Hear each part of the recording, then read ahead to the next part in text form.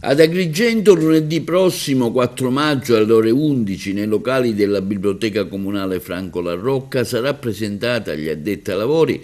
la piattaforma telematica per la gestione in modo strutturato, digitale e conforme alla normativa vigente della definizione agevolata prevista dalla legge di bilancio 2026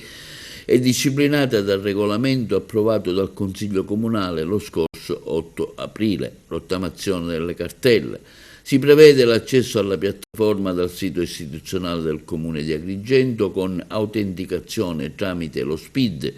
e la possibilità di visualizzare la posizione debitoria, la modalità di pagamento in unica soluzione o rateizzazione, nonché di selezionare il numero delle rate consentite dal regolamento. Si potrà simulare in tempo reale l'importo delle rate per valutare la sostenibilità del piano di rateizzazione e inoltrare l'istanza di adesione compilata direttamente al Comune di Agrigento.